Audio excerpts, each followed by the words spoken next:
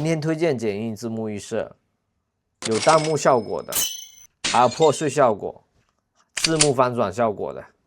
这个压缩包里面有286个字幕预设，包含了音效在里面。解压后就看到，然后怎么安装到剪映里面呢？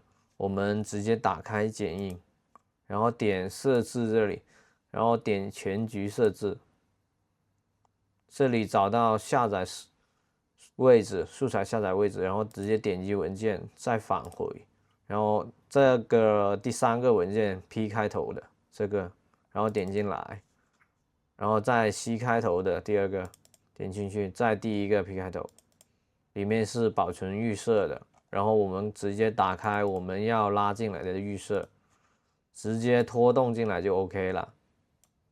然后怎么使用呢？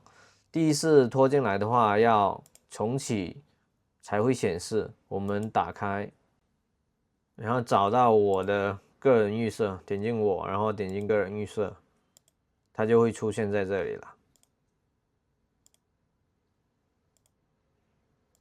我们先演示一个吧。我们想要使用的话，直接按添加或者直接拖拉都 OK。然后挪到上面。你看它是可以有声效在里面的，因为它有横屏有竖屏的，都可以去更改的。要更改的话，直接点击解除复合片段就能更改了。它颜色啊、字体啊、这里啊都可以更改。字幕压缩包我会放在视频下方，如果能帮得到你哦，给我一键3连哦。